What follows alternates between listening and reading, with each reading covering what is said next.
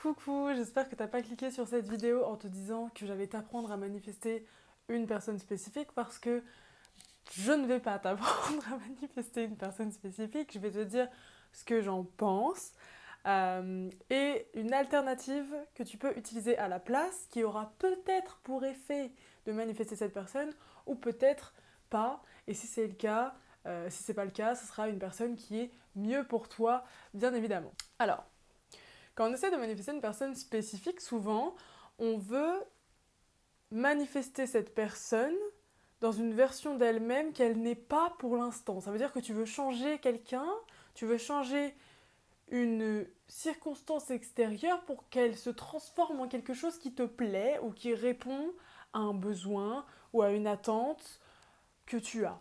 Ça veut dire que plutôt que d'accepter les choses telles qu'elles sont et d'apprendre de la situation et d'avancer et d'évoluer, tu vas essayer de contrôler les choses pour qu'elles changent dans le sens où ça t'arrange le mieux.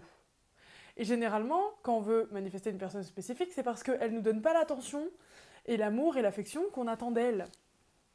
Donc ça veut dire que tu essayes de manipuler une personne pour qu'elle te kiffe en fait. Et généralement, cette personne, elle te donne pas ce que tu veux et ce que tu mérites. Et elle te néglige ou elle ne reconnaît pas ta valeur. Donc, ma question est la suivante, pourquoi est-ce que tu désires cette personne ? La plupart du temps, quand on crée un attachement avant d'avoir fait son shadow work, cet attachement est basé sur des trauma bonds. Les trauma bonds, c'est souvent un lien qui est le reflet de traumas non guéris à l'intérieur de nous. Vous avez envie de sauver quelqu'un ou de le réparer ou que cette personne vous sauve. Vous vous abandonnez ou vous vous trahissez dans cette relation. Vous avez besoin ou envie que l'autre vous complète, vienne combler un vide en vous. Vous avez envie de réparer une expérience de votre passé que vous n'avez pas acceptée, que vous n'avez pas intégrée, de laquelle vous n'avez pas appris. Vous avez envie de la réparer. Comme par exemple, vous pourriez avoir envie de réparer le divorce de vos parents à travers vos relations actuelles, en transposant le traumatisme que vous avez vécu plutôt qu'en faisant le travail de réintégration de cette part de vous que vous avez abandonnée à ce moment-là, par exemple. Du coup, vous continuez de vous abandonner dans vos relations actuelles en étant... C'est un reflet, en fait, c'est un miroir qui va vous montrer par la dynamique de cette relation ce que vous n'avez pas encore intégré, ce que vous n'avez pas encore guéri et ce que vous cherchez à éviter. Vos émotions, c'est un vrai roller coaster, ça va dans tous les sens, vous savez plus où vous en êtes, vous êtes confus, pas bien, anxieux dans cette relation. Ces relations sont le reflet de vos traumas du passé.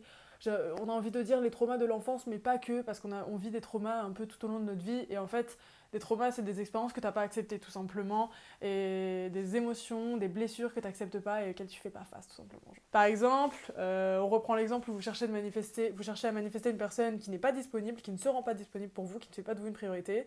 Vous cherchez en fait à réparer la relation dysfonctionnelle que vous aviez avec vos parents qui n'étaient pas disponibles pour vous quand vous étiez petit et que vous en aviez le plus besoin. Par exemple, vous avez la croyance limitante qui vous dit « je ne suis pas assez bien, je ne mérite pas l'attention de l'être aimé. Je ne mérite pas qu'on se rende disponible pour moi, je ne mérite pas qu'on fasse de moi une priorité. » En essayant de manifester cette personne, vous êtes dans le déni de vos blessures et dans le déni de vos croyances limitantes actuelles. En plus, les techniques qu'on va vous donner, le plus qu'on voit sur internet, sur YouTube, sur les réseaux, c'est faire des méditations guidées où vous répétez à vous-même toute la journée que waouh, trop bien, cette personne me kiffe, cette personne va m'envoyer un message. Utilisez la méthode du 369 où vous écrivez 12 000 fois cette personne m'envoie un message, cette personne m'envoie un message, cette personne m'envoie un message. Au final, vous exprimez plus votre besoin et votre manque et l'énergie que vous émettez à l'univers, c'est le manque et le besoin, plus que la complétude, la sérénité, la paix intérieure et la confiance en vous. Vous êtes dans la fuite de votre part d'ombre dans vos relations, vous ne prenez pas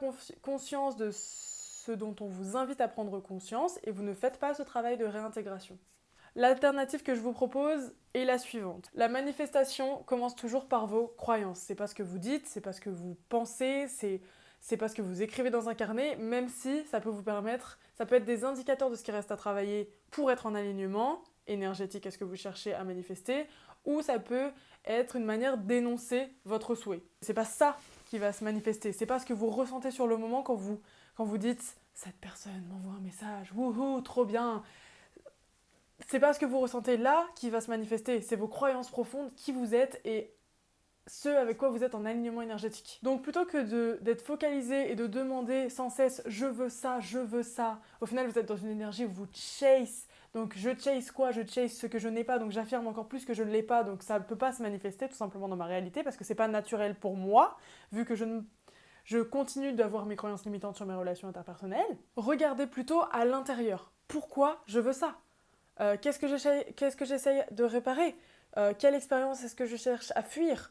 Quel travail de shadow work je ne fais pas en essayant de manifester cette personne spécifique? Qu'est-ce que ça me montre sur moi? Comment je peux évoluer out of this? Travailler sur vos croyances, comprendre vos trauma bonds et votre manière de vous attacher, vos attachements aux autres et vos comportements actuels, vos patterns actuels, faire ce travail de réintégration et de compréhension de soi, faire ce shadow work, ça va vous permettre de vous réaligner à une fréquence vibratoire plus haute, peut-être plus en alignement avec cette relation que vous cherchez à manifester, peut-être que ça fera revenir cette personne, ou venir cette personne d'ailleurs, peut-être pas, et si c'est pas le cas, vous attirerez mieux, vous attirez une relation qui sera vraiment ce que vous recherchez, vraiment ce dont vous avez besoin et vraiment ce qui va vous rendre heureux, heureuse. Voilà, ma vidéo est terminée. Si ça vous intéresse, il y a un lien dans ma bio vers le programme pour manifester l'amour que je viens de sortir pour vous. Je suis tellement contente.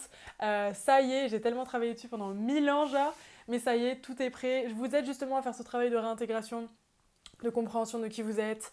On parle de type d'attachement, on parle de codépendance, de people pleasing, de dépendance affective, on parle de manifestation.